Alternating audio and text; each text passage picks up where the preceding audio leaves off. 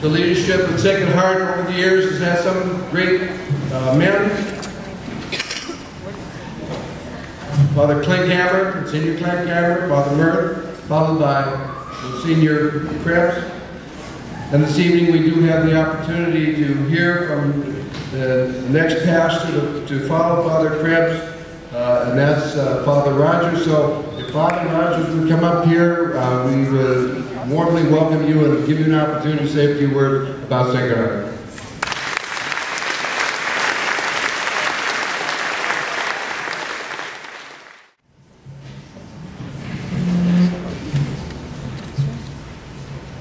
People,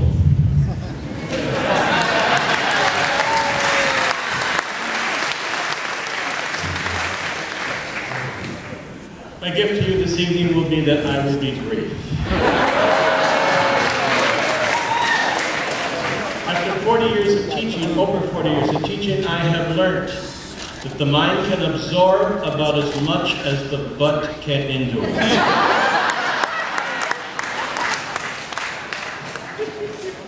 I came across the Point Bridge. I think that they still call that thing. When I stopped at the stoplight, I saw the sign that said O'Leary Park. Then I said the Louis Murray Bridge. Then I saw the Bob Zabel Park. Huh? And I thought to myself, you know, I know those guys. They're legends. Huh? Then people, you add more to those names. You add the Stockers, you add the Driscolls, the many, many other families, the Texiers, the Beacons. It goes on and on. Huh? That's why you're here.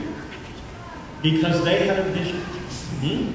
I remember 37 years ago, I showed up at Sacred Heart. Huh? I was ordained here. I had my best year in the priesthood. Huh? And I learned many, many things here. I remember when the bishop assigned me as pastor, I don't think my feet hit the ground. Huh? And he told me, he says, you know, those people got that school over there, and they want to keep it open, see what you can do. Huh? Well, that's exactly what we did. We kept it open.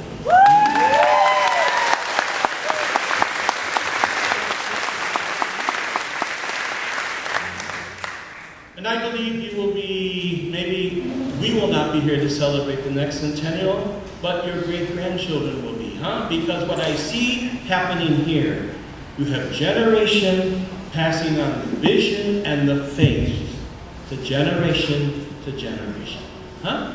People, and that is what's going to keep this school alive. And it's going to continue to produce marvelous students who make a difference, not only in East Grand Forks, but in the church and in the world. I remember once when I was having a little trouble with the bishop, I just said, you know, Bishop, look at all your commissions and all your committees and just count the number of graduates from Sacred Heart.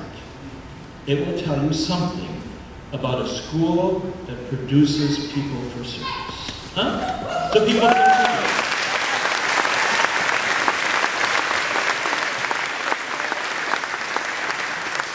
continue to do that, huh? And continue to pray for us, huh?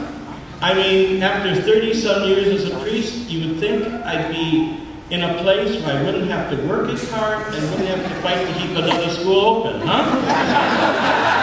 But you know, I'm in a place that I love, huh?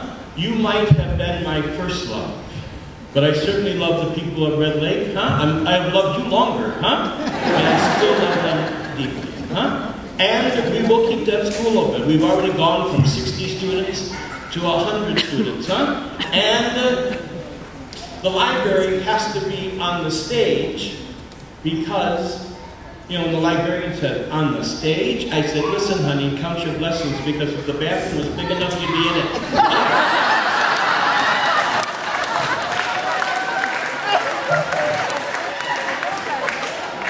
But people, you need to keep the vision and the faith alive.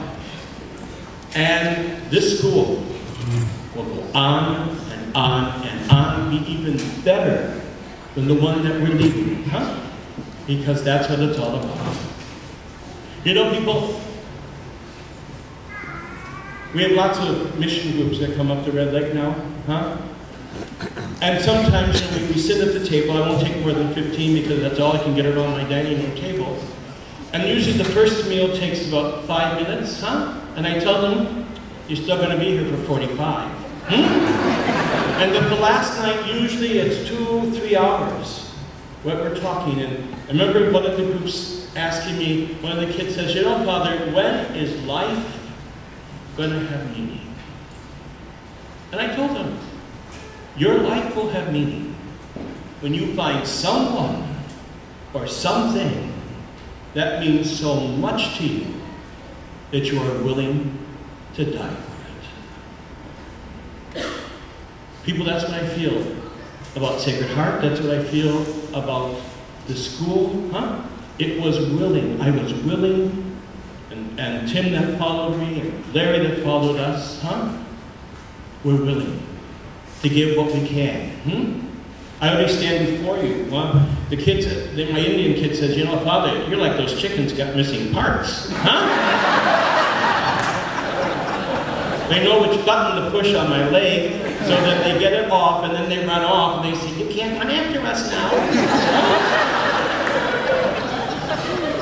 But people continue the marvelous tradition that is so unique in this parish. Huh? And whoever thought? You know, I was in those years when the buildings were beginning to fall apart. Huh? But we had to trust. We had to trust. Put the trust in the Lord. And who would have ever thought that you would have built this with government money?